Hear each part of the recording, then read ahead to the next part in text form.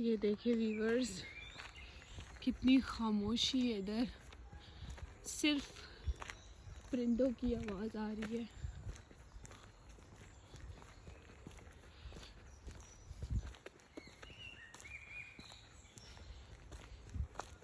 ये वॉक करने वालों के लिए ट्रैक बनाया हुआ है और ये देखिए पिंक कलर के फूल लगे हुए हैं।